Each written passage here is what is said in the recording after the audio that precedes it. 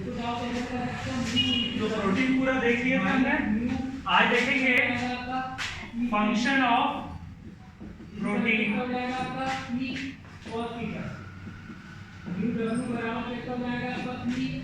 Clear है? Function of protein. तो तुम लोग बताओ आज तक प्रोटीन का क्या फंक्शन पढ़ते आए हो? कुछ तो पढ़ा होगा ना कि प्रोटीन का क्या काम है, क्या यूज है, बताओ।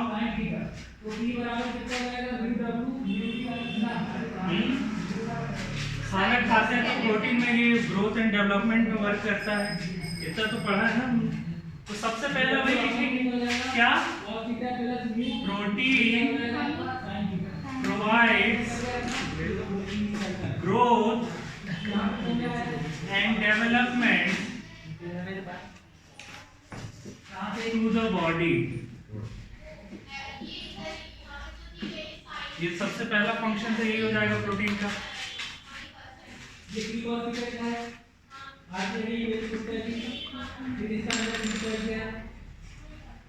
क्लियर है? ये तो तुम लोग को पता था, ये भी तुम लोग गूगल की नहीं मिला क्या? चलो दूसरा तुम ही लोग खुद से बताओ, प्रोटीन का कहाँ कहाँ मैंने जिक्र किया? चलो डीएनए अभी वहां पर नहीं पहुंच रहा, अभी सिंपल बताएं कि ये जो हेयर है ये भी एक प्रोटीन का प्रोडक्ट है। बहुत सारे हमारे बॉडी में ऐसा चीज है जो किससे बना है, प्रोटीन से बना है। तो क्या है, protein forms various structure in our body। Like में लिख लेना, लाइक क्या, केराटिन, ये है क्या, हेयर प्रोटीन। क्लियर है? हो रहा है फंक्शन? थोड़ा सा तुम लोग को दिमाग लगाना था।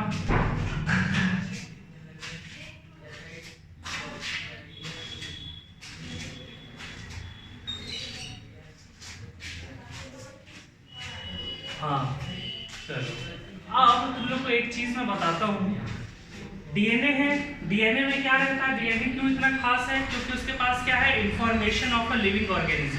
एक लिविंग ऑर्गेनिज्म का पूरा होता है ना, पूरा वो उसका कहानी, उसके encyclopedia of a living organism किसके पास है, डीएनए के पास। सारे इंफॉर्मेशन कि कैसे कौन सा रिएक्शंस होगा, कहाँ से आए वो सारा ऑरिजिन से लेकर हर चीज का इंफॉर्मेशन किसके पास है, डीएनए के पास। लेकिन इंफॉर्मेशन रहने से ही बस हो जाता है क्या काम? नहीं, उसको एक्सप्रेस भी तो करना पड़ता है ना। तो जो डीएनए का इंफॉर्मेशन है वो जो एक्सप्रेस होता है वो किस फॉर्म में एक्सप्रेस होता है, प्रोटीन के फॉर्म में।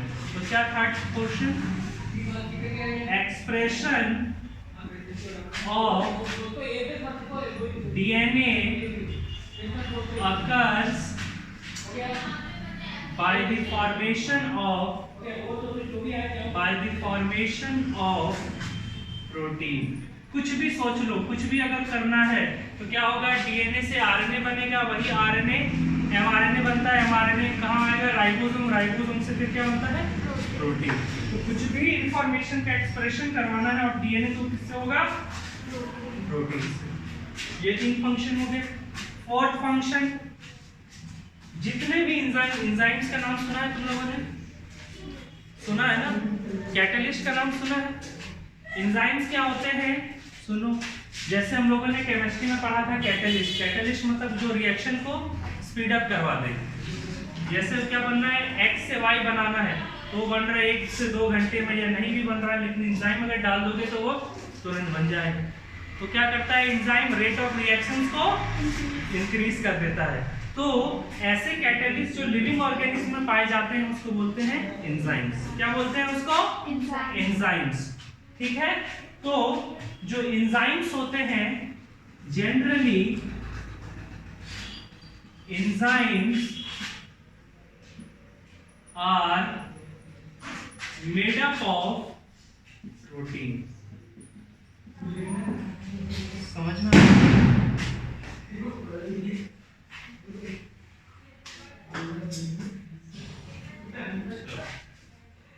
कोई डाउट? इतना फंक्शन काफी है, बस जानना था तुम लोग लेकिन वो लिख के नहीं ला पाए।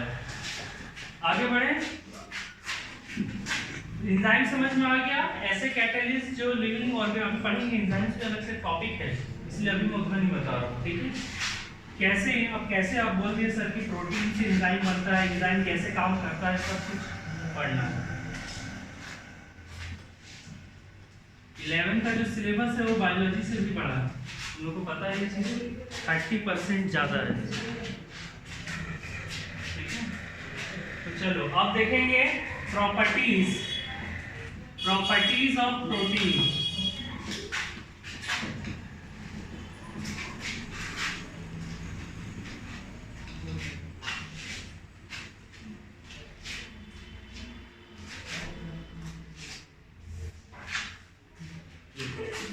There are a very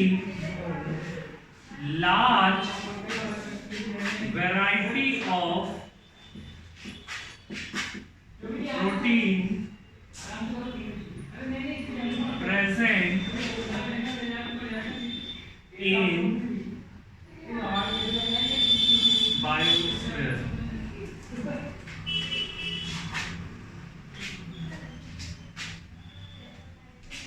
large number में लिखा हूं, क्या लिखा हूं? Large variety.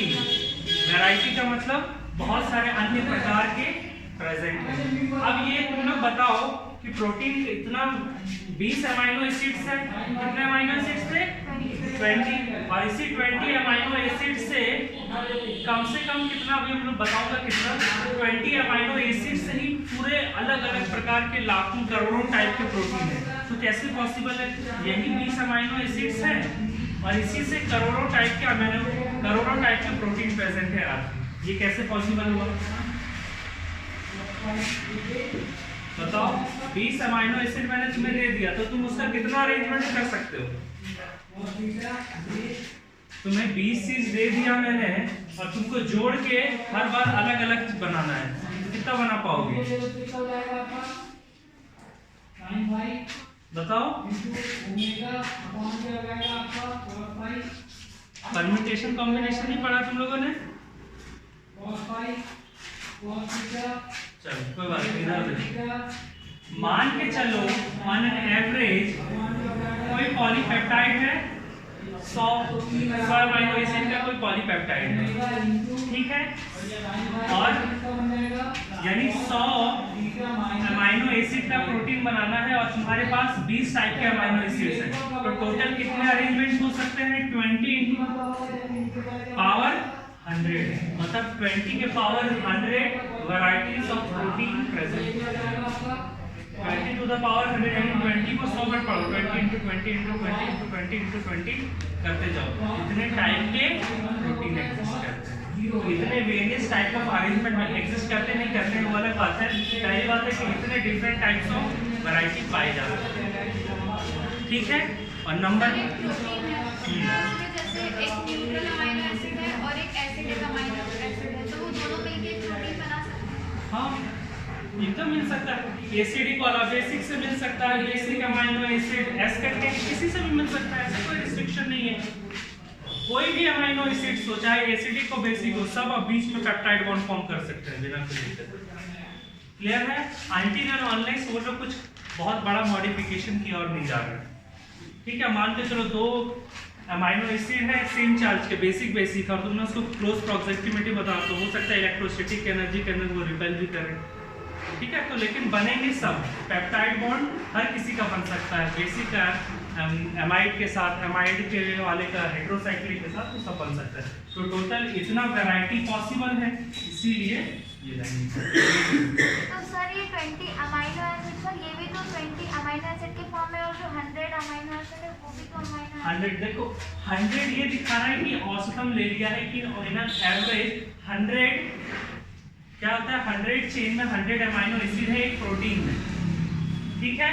तो अब तुम्हें मान के चलो 20 अमाइनो दिया, तो ग्लाइसिन ग्लाइसिन ग्लाइसिन ग्लाइसिन एक वैलिन डाल दिया, एक प्रोटीन बन गया। फिर एक ग्लाइसिन 2 वैलिन दिया, दूसरा प्रोटीन बन गया। अगर नंबर भी चेंज हो गया ना तो प्रोटीन चेंज हो जाएगा। ग्लाइसिन ग्लाइसिन ग्लाइसिन वैलिन एक प्रोटीन बनाया, glycine valine glycine glycine valine बनाया, फिर समझ में आ रहा? तो उस हिसाब से ये एक अंदाजा लगाया गया। ये पूरा मैं नहीं बता रहा हूँ कि ये परफेक्ट दे दिया है कितने प्रेजेंट है, लेकिन एक अंदाजा लगा सकते हैं कितने वैरायटीज ऑफ प्रोटीन एग्जिस्ट करते हैं इन बायोस्फीयर। समझ में आ गया? चलो दूसरा पॉइंट, और क्या तुम लोग को प्रोटीन के गुण बताना है। पहली बात तो ये देखो कि प्रोटीन बहुत लार्ज वैरायटी में प्रेजेंट होते हैं, ऑलमोस्ट कितना 20 × 10⁻100 अरेंजमेंट। दूसरा क्या प्रॉपर्टीज होगा बताओ, प्रोटीन का थोड़ा नेचर फीचर बताओ कैसा होता है। उसका वेट कम होगा कि ज्यादा होगा?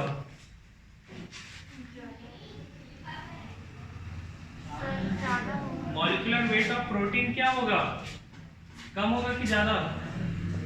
बोलो ज्यादा होगा। अरे अब देखो एक अमाइनो एसिड का मास मैं बता देता हूँ। 1 अमाइनो एसिड का जो मास होता है, डाल्टन में यहाँ लिखते हैं डाल्टन इक्वल टू 1 AM, याद है? ये होता है 118 डाल्टन, ये अर्थात AM। क्लियर है? अब मान के चलो 100 अमाइनो एसिड जुड़ के कोई प्रोटीन बनाए तो कितना हो जाएगा? 11800। लेकिन अब थोड़ा सा याद करो, H2O निकलता भी था तो माइनस कर दो, यानी 110 मान लेते हैं लगभग। ठीक है, 110 नहीं, अभी बहुत थोड़ा ये है तो कंफ्यूजन है, तो अभी मान लेते हैं। तो मान के चलो इतना डाल्टन का बना, तो ये कम है कि छोड़ ज्यादा है? ज्यादा है। इसीलिए क्या, proteins are high molecular weight molecule. Proteins have a large molecular weight, बस ये तो लिखने आए कैरेक्टरिस्टिक या फीचर्स या प्रॉपर्टीज, तो ये सब लिखना है। ठीक है,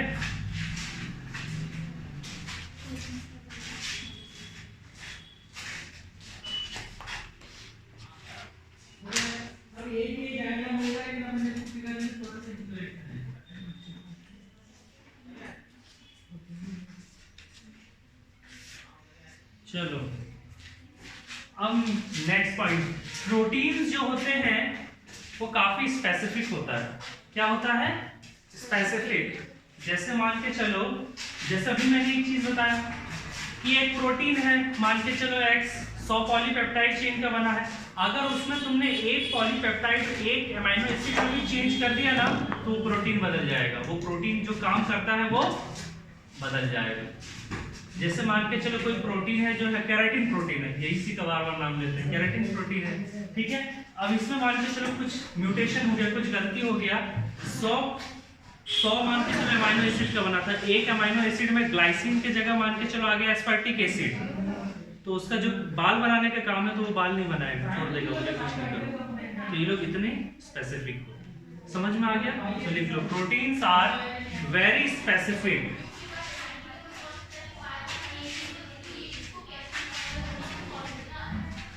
प्रोटीन्स आर वेरी स्पेसिफिक। इसको तुम मतलब ये नहीं कर सकते कि छोड़ो एक ही 100 अमीनो एसिड है, एक अमीनो एसिड छोड़ दो, लेकिन ऐसा नहीं है। 100 का 100 होना चाहिए और प्रॉपर होना चाहिए। ठीक है, आर वेरी स्पेसिफिक, समझ में आ जाएगा? चलो इतने पॉइंट्स हो गए, और एक पॉइंट लिख लो। अब ये बताओ कैसा होता होगा प्रोटीन? प्रोटीन का नॉर्मल नेचर क्या होता होगा? क्या ये एसिडिक भी होता है कि बेसिक होता है? दोनों होता है, हमने देखा है अमीनो एसिड एसिडिक बेसिक भी होता है। ठीक है, फिर हमने कहीं पढ़ा है कि कोई एसिडिक भी हो जाता है, थोड़ा बेसिक, लेकिन फीचर्स तो दोनों रहते हैं ना, एसिडिक और बेसिक है। तो लिख लो, प्रोटीन्स आर एम्फोटेरिक।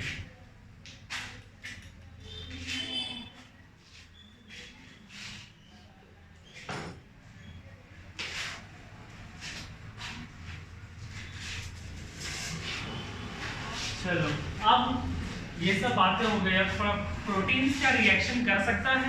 क्या रिएक्टिव है? कर सकता है। क्या इसमें कमी है? H बॉन्डिंग कर रहा है, इलेक्ट्रॉन दे सकता है, ले सकता है, बहुत सारे फोर्सेस भी इन्वॉल्वमेंट है। इससे तो हमें ये पता क्या चलता है, प्रोटीन्स आर रिएक्टिव। आगे हम लोग पढ़ेंगे भी कैसे। प्रोटीन ना फंडामेंटल चीज है बायोलॉजी का, मैं तुम्हें बता दूं। ठीक है, प्रोटीन हर जगह पढ़ना है। टर्शरी स्ट्रक्चर में पेप्टाइड बॉन्ड नहीं होता ना? हाँ, टर्शरी कैसे नहीं होगा?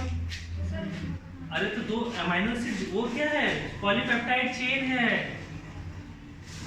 कैसी बात कर रहे हो, पॉलीपेप्टाइड चेन में बिना इस पेप्टाइड मतलब किससे बनेगा, क्या अलग अलग है क्या? नहीं, पेप्टाइड बॉन्ड तो सब में होगा, 2 अमीनो एसिड जुड़ेगा कैसे, पेप्टाइड बॉन्ड। और बाहर से वो सब तो इंट्रावाद चीज है ना। अब अगर मैं बोल दूं कि हम लोग जब जन्म लेते हैं हम लोग 2 कान 2 आंख 2 नाक के साथ पैदा होते हैं ना, वैसे ही है, प्रोटीन बना है तो पेप्टाइड बॉन्ड से बना ही होगा। बाद में भले हम बहुत अच्छा बाल में कलर करवा लेते हैं, ये करवा लेते हैं, तो अलग बात है, ठीक है। और सब प्राइमरी प्रोटीन सब कितने पॉलीपेप्टाइड होते हैं, मतलब प्राइमरी में अब देखो डिपेंड करता है, हो सकता है इंटरकनेक्टेड हो, लेकिन लीनियर होता है सिंगल पॉलीपेप्टाइड का जनरली, ठीक है। वो तो जस्ट बन के जो आया है ताजा राइबोसोम बना के दे दिया, ठीक है। चलो इतना क्लियर हुआ। दूसरा क्या लिख लोगे, प्रोटीन्स आर रिएक्टिव। अभी तुम लोग को एक अभी चीज बताया था जिससे तुम लोग खुद ही समझ सकते हो कि प्रोटीन रिएक्टिव होता है। याद करो, अभी एक नाम लिया मैंने, एंजाइम्स। एंजाइम्स बना किससे है, प्रोटीन से बना है ना। काम कैसा करता है, कैटलिस्ट का, किसी भी रिएक्शन को फास्ट करवाता है, मतलब उसके अंदर रिएक्टिविटी का पावर है तो ना वो ले जाके किसी को छोड़ता है। समझ में आ गया? तो चलो नेक्स्ट पॉइंट लिखो प्रोटीन सोर्स डीनेचुरेशन।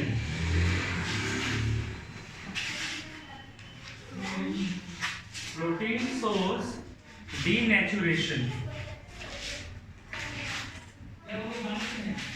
चलो डीनेचुरेशन क्या है थोड़ा लिख लें क्या, लिखो it is a phenomena, denaturation hyphen, it is a phenomena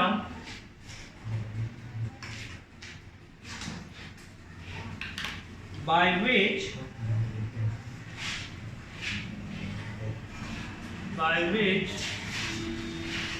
various bond of protein are broken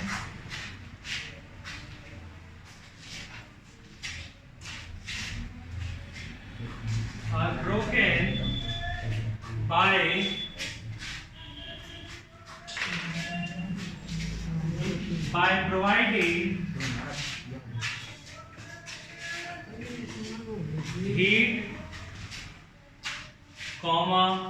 change in pH, radiation, etc.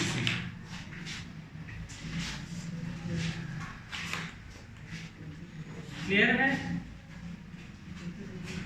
Denaturation का मतलब क्या है, प्रोटीन का डीनेचुरेशन का मतलब तुम लोग भी आमतौर पे जानते ही होंगे। एक एग्जांपल तुम लोग को बताता हूँ। अंडा खाए हो, अंडा खाते हो, वेज हो कि नॉन वेज हो तुम लोग? नॉन वेज हो तो अंडा बॉईल करते हैं, अंडे में कौन सा प्रोटीन होता है, कौन बताएगा?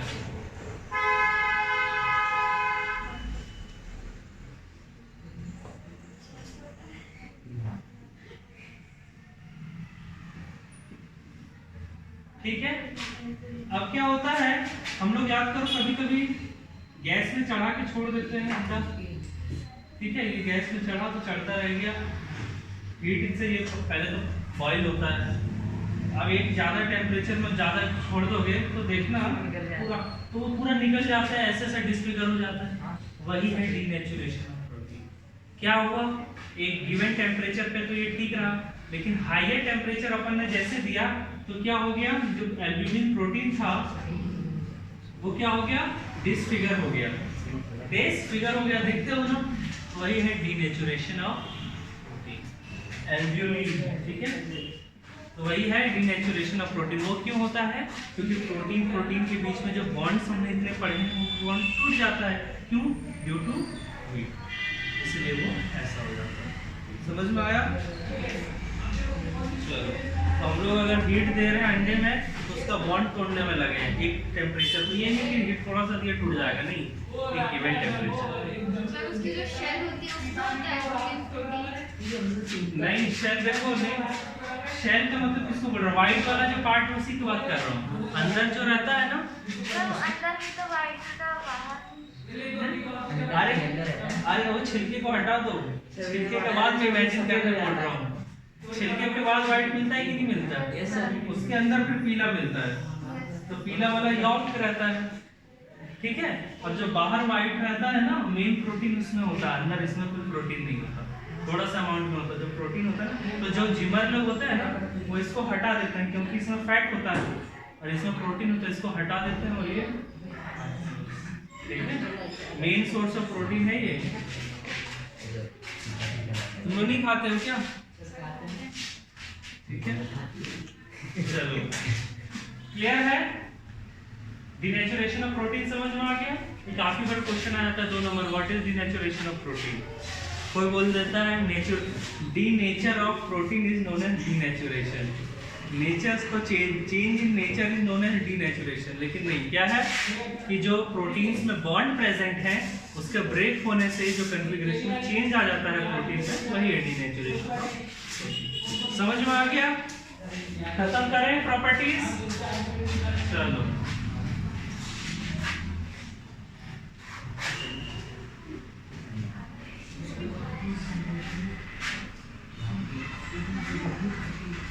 सर एक डाउट था। हाँ पूछो। सर जो अमीनो एसिड है उसमें पेप्टाइड बॉन्ड रहता है, तो सर ग्लाइकोसिडिक, सर ग्लाइकोसिडिक मतलब उसमें ग्लाइकोसिडिक यहाँ कहाँ है? सर तो मतलब ग्लाइकोसिडिक बॉन्ड इसमें प्रेजेंट नहीं रहता है? नहीं Yes, sir. नहीं, ग्लाइकोसिडिक बॉन्ड सिर्फ ग्लूकोज में प्रेजेंट है। सिर्फ कार्बोहाइड्रेट्स में, ग्लूकोज में कहाँ? Yes, जब 2 मोनोसैकेराइड जुड़ेगा तो ना बनेगा। yes, sir. तो 2 ग्लूकोज, सिर्फ अकेला ग्लूकोज में कौन सा ग्लाइकोसिडिक बॉन्ड है? कुछ नहीं है। 2 ग्लूकोज जुड़ेगा, 2 ग्लूकोज कब जुड़ता था? माल्टोज में, तो वहाँ ग्लाइकोसिडिक बॉन्ड है। एक अमीनो एसिड में थोड़ा ना पेप्टाइड बॉन्ड है, 2 अमीनो एसिड जुड़ेगा तो पेप्टाइड बॉन्ड। समझ में आया? कुछ कार्बोहाइड्रेट में कोई चीज जुड़ रहा था वो ग्लाइकोसिडिक बॉन्ड था, यहाँ पर अमीनो एसिड 2 जुड़ रहा है तो पेप्टाइड बॉन्ड। अब समझ में आया? कोई डाउट? और ये बाकी तो वो एक बार चेन बन गया, वो चेन बन किससे रहा है? 2 अमीनो एसिड, ये एक अमीनो एसिड जुड़ गया, फिर ये एक अमीनो एसिड जुड़ गया, तो ये जो जुड़ रहा है ये पेप्टाइड बॉन्ड के थ्रू, ठीक है। ये मान के चलो पॉलीपेप्टाइड चेन है। अब मेरे को इसको हेलिकल बनाना है, लो जोड़ दिया मैं इससे, तो कुछ डाइसल्फाइड बॉन्ड हो जाए, हाइड्रोजन बॉन्ड हो जाए, कैसे भी ऐसे ऐसे बना लो। इधर से मान के चलो H बॉन्ड लगा है, इधर सल्फाइड लगा है, इधर हाइड्रोजन। समझ में आया? तो जो हम लोग एनर्जी देके तोड़ रहे हैं ना, वो क्या टूट रहा है? वही सब। एल्ब्यूलिन जो है वो एक 3 डिग्री मतलब टेरिस्टेरिक प्रोटीन है, तो उसमें क्या क्या पहले टूटेगा? पहले पेप्टाइड बॉन्ड थोड़ी ना टूटेगा, पेप्टाइड बॉन्ड तोड़ने से पहले सब खत्म हो जाएगा। पहले क्या टूटेगा? जो सबसे वीक होगा, van der Waals force, electrostatic force, ठीक है। और हीट दोगे तो और अलग अलग रूप का तुमको अंडा मिल जाएगा। करके देखना घर में, 40 डिग्री सेल्सियस, ये को होता है ना 100 डिग्री देख के देखना 1 मिनट के लिए, फिर 10 मिनट के लिए, अलग अलग रूप तुमको अंडा मिलेगा। यहाँ पता चला डाइसल्फाइड टूट रहा है, अगर हाइड्रोफोबिक टूट रहा है यहाँ ये, तो अब वो तुमको टेस्ट करना पड़ेगा कि क्या टूटा है, ठीक है। और टेस्ट करने के लिए फिर करना पड़ेगा स्पेक्ट्रोस्कोपी, तो ले जाना MBCS, ठीक है, अपना सैंपल, और देना उन लोगों को 6-7 हज़ार रुपये। सर टर्शरी स्ट्रक्चर में लिखा है disulphide bond, it is a type of covalent bond. तो सर कोवेलेंट बॉन्ड तो डबल और ट्रिपल बॉन्ड होता है ना? क्या है? कोवेलेंट बॉन्ड जो होता है वो डबल और ट्रिपल बॉन्ड होता है ना? कोवेलेंट बॉन्ड कौन बोला? डबल, सिंगल बॉन्ड में C और C तो इलेक्ट्रोवैलेंट बॉन्ड होता है। नहीं, 2 कार्बन जुड़ रहा है, CH H H H, ये क्या है? कोवेलेंट बॉन्ड है। कोवेलेंट बॉन्ड का सिंपल मतलब जहां पर बॉन्ड शेयरिंग ऑफ इलेक्ट्रॉन से बनता है, ठीक है। शेयरिंग, तुमने 2 रुपए लगाया, मैंने 2 रुपए लगाया, तो हम लोग के बीच में जो बॉन्ड बनेगा उसको क्या बोलेंगे? जैसे पार्टनरशिप होता है ना कि 20% तुम दे रहे हो और 80% मैं दे रहा हूँ, ठीक है। उसके बाद कोई बिजनेस स्टार्ट कर रहे हो, तो क्या हो गया? Equivalent bond. अब तुमको बिजनेस, मैं तुम्हारा रिलेटिव हूँ, तुमको बिजनेस करना, मैंने 10 लाख रुपए तुम्हें दे दिया 1-2 साल के लिए, तो कोई बॉन्ड तो किया नहीं, मैंने तुम्हें पैसा दे दिया, तुम अपना बिजनेस करो। लेकिन उस बिजनेस में तो मेरा कोई रोल नहीं है। तो ये क्या हो गया, इलेक्ट्रोवैलेंट, जहाँ पर इलेक्ट्रॉन दे देते हैं विदाउट एनी सोचना समझना, दे दो बस। लेकिन अगर वही मैं प्रॉपर पार्टनरशिप में कर लूँगा, आधा तुमसे कुछ भी प्रोपोर्शन में ले लिया, कोवेलेंट बॉन्ड से समझ में आया। उसके लिए पूरा बेसिक पढ़ना पड़ेगा, ठीक है।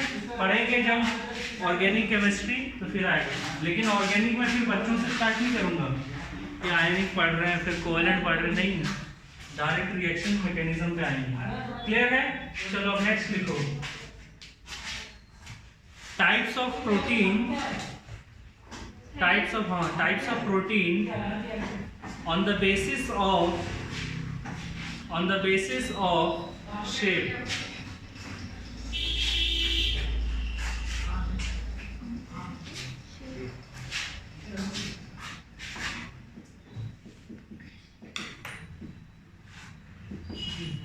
On the basis of, अब तुम्हें पता तो होना चाहिए कि शेप क्या होता है प्रोटीन का, ठीक है। एक होता है फाइब्रस, क्या होता है, फाइब्रस प्रोटीन, और दूसरा होता है ग्लोब्यूलर प्रोटीन।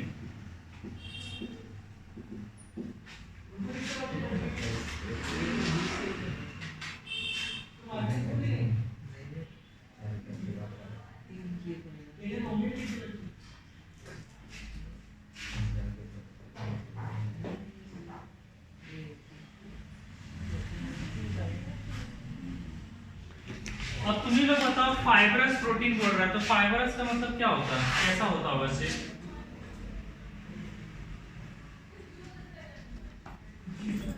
अरे फाइब्रस वर्ड कहाँ से आया? फाइबर से। और फाइबर कैसा दिखता है? कपड़े का तुम्हारा रेशा क्या है तो फाइबर बोलते हैं। कोई बहुत बड़ा चीज मत सोचो, फाइबर क्या है। खाने में भी फाइबर होता है, वो अलग चीज। फाइबर का मतलब चाहिए धागा, धागा समझते हो, बस धागा ही फाइबर है। धागा कैसा होता है, इसको क्या बोलेंगे, थ्रेड लाइक स्ट्रक्चर। बता पा रहे, बताओ हम लोग बड़ा बड़ा नाम की किसी मत खाओगे। सबका मतलब क्या है, फाइबर से चिकन क्लब फाइबर। फाइबर क्या होता है, थ्रेड लाइक स्ट्रक्चर। तो सबसे पहला पॉइंट क्या होगा, they are thread like structure, मतलब ये जो प्रोटीन है वो थ्रेड लाइक का होगा। चलो तुम लोग तो और नॉन वेजिटेरियन ही हो ना, तो चिकन खाते देखना, एक तो ऐसे पीसेस मिलते हैं जिसमें तुम्हें रेसा रेसा निकलते हुए दिखेगा। मैं प्रॉपर बता रहा हूँ, देखो ऐसे खाओगे ना तो उसको तुम अलग अलग करोगे ना, एक एक फाइबर में निकलेंगे। कुछ याद आ रहा है? अच्छा तो बोलो तो वेजिटेरियन हो। फैमिली मेंबर्स खाते हैं। अच्छा चलो कोई बात नहीं, तब तो कोई दिक्कत नहीं है। तो ऐसा ऐसा धागा धागा करके निकलता है, ठीक है ना, तो वो क्या है, फाइब्रस। क्लियर है? चलो नेक्स्ट पॉइंट, दूसरा पॉइंट। नहीं गन्ने वन्ने में तो उतना खाते ही, मछली खाता हूँ इसलिए बता रहा हूँ। ठीक है, चलो नेक्स्ट पॉइंट लिखो, they are insoluble in water. Fibrous जो प्रोटीन होता है, तुमको अगर पहचानना है तो सबसे पहला क्या होगा, थ्रेड लाइक स्ट्रक्चर जैसा होगा। दूसरा क्या होगा, they are insoluble in water, मतलब पानी में ये नहीं मिलेगा। They are insoluble in water.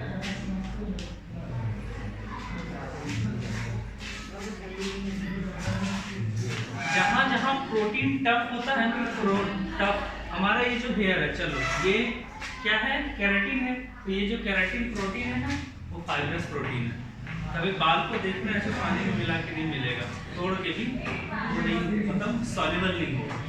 ठीक है, मतलब हेयर के प्रोटीन की बात कर रहा हूँ। ठीक है, चलो अब नेक्स्ट पॉइंट लिखो, they are tough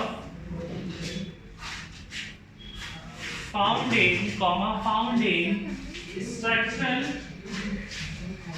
unit, found in structural unit।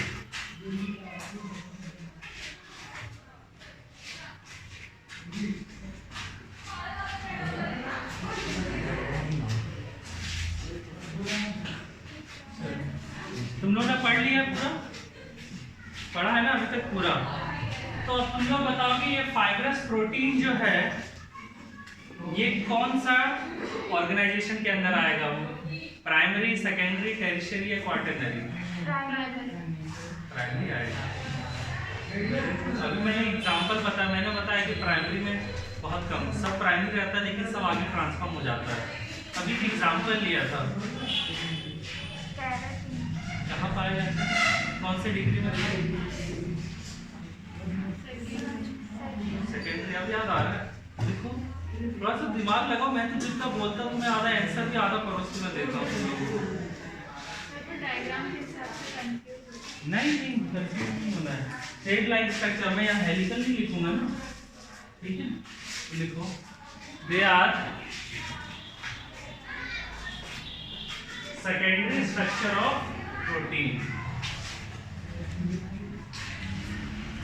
Example keratin लिख लेना, ठीक है? केराटिन लिख लेना, कॉमा मायोसिन लिख लेना,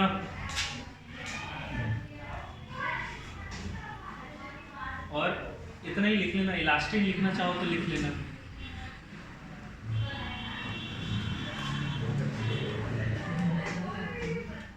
चलो अब नेक्स्ट ग्लोबुलर प्रोटीन। इतना समझ में आ गया फाइब्रस प्रोटीन किसको बोलेंगे? Globular protein. नाम से क्या लग रहा होगा? गोल मटोल होगा, तो वैसा ही होता है। दे आर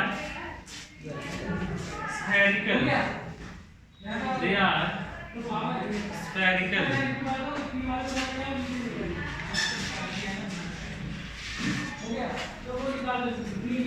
ठीक है?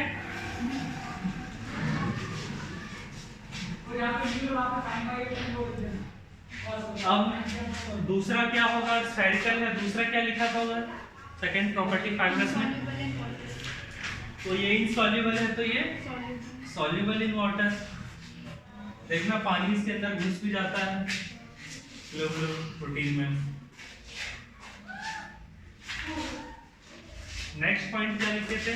They are tough, found in structural unit.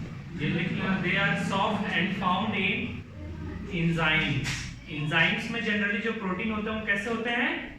Globular.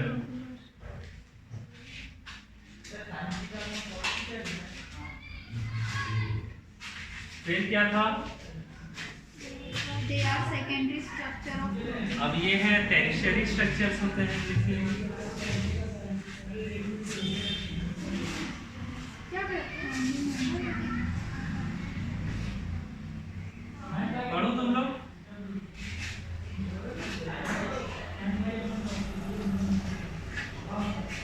ठीक है?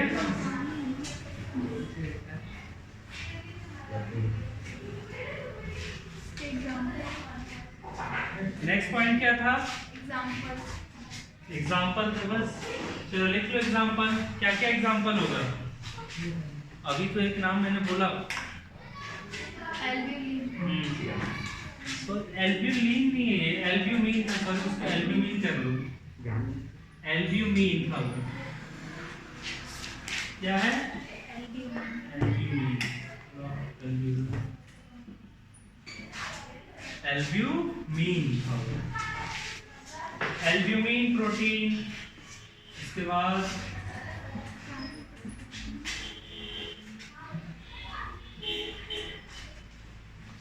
ग्लूटेलिन्स।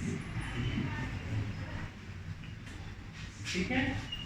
ये ग्लूटेलिन्स जो है ये मिलता है वीट, गेहूं वगैरह में जो प्रोटीन होता है वो क्या होता है? ग्लूटेलिन्स। ये दो एग्जांपल ना। तो ये हो गया मेन, सिर्फ ये फंक्शन जाना था, क्वेश्चंस आते हैं इससे काफी बार। तो टाइप्स ये क्या है? On the basis of shape. और वो जो था टाइप्स तो किन बेसिस में था? कॉन्फ़िगरेशन और ऑर्गेनाइजेशन। ठीक है? दोनों इंपॉर्टेंट है, बाकी बहुत सारे लेकिन फाइनल नहीं है। चलो एक और है, तुम लोग बोलो तो उसको कर लेते हैं थोड़ा सा। लिखो next, protein on the basis of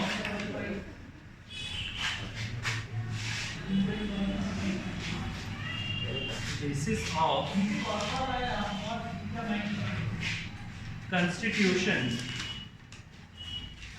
constitution का मतलब संविधान भी किस चीज का बना है, मतलब उस बेसिस। कंपोजिशन लिख लेना सबसे आसान समझ में आएगा। the basis of composition.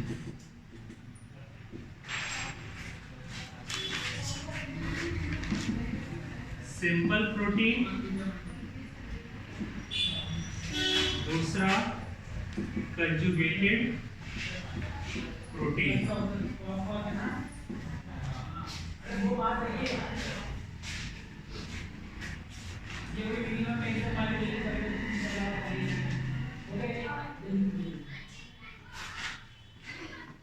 देखो सिंपल प्रोटीन में these are the protein which are only made up of amino acids, which are made up of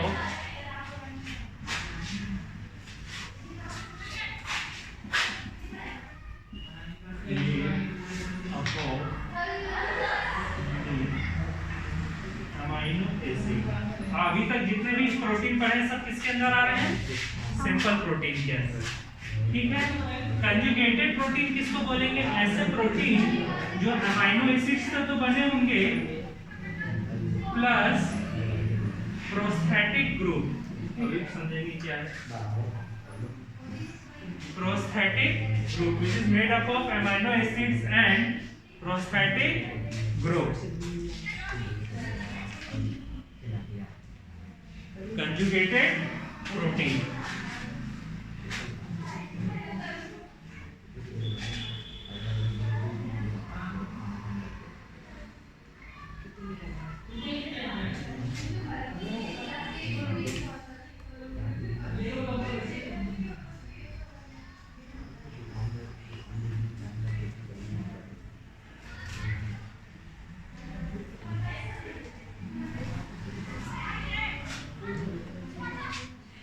ठीक है। अब देखो यहाँ पर कुछ एग्जांपल लूंगा उससे समझ में आ जाएगा। ठीक है।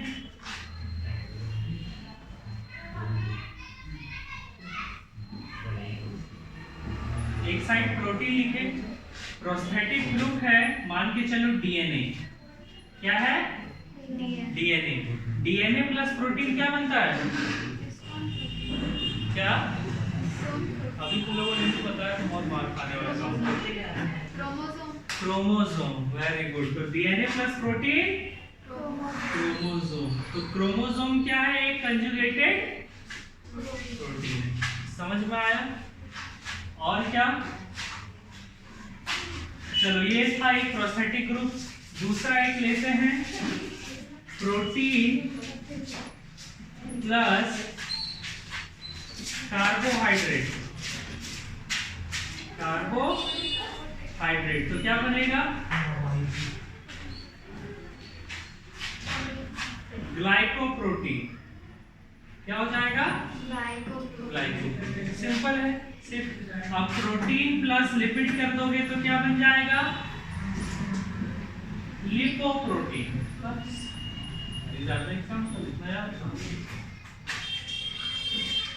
और भी बहुत सारे हैं।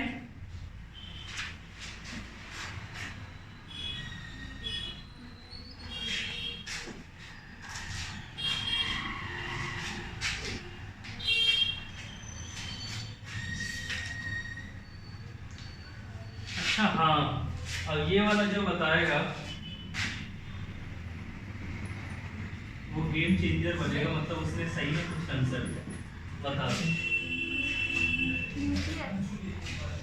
Protein plus RNA.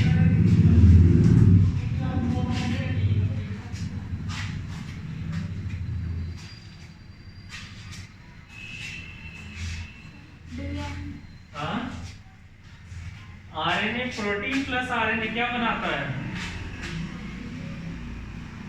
हर दिन इसका नाम है सर राइबोसोम। Very good. क्या बनाता है? राइबोसोम। Very good. राइबोसोम थोड़ा कैसे है याद रखो। राइबोसोम किस चीज का बना था? Ribo nucleo protein. तो न्यूक्लियो की जगह आरएनए आ गया और प्रोटीन की जगह ये बन गया राइबोसोम। Very good. तो मेरे को एक्सपेक्टेड नहीं था कि तुम लोग बताओगे, बट तुमने बताया। दोनों की तरफ से एक ने क्रोमोसोम बताया और एक ने राइबोसोम।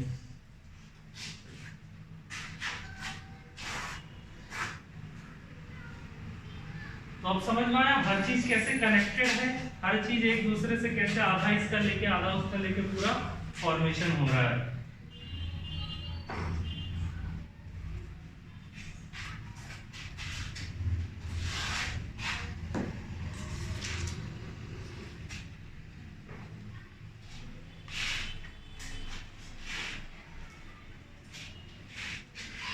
चलो नेक्स्ट टॉपिक पे आए।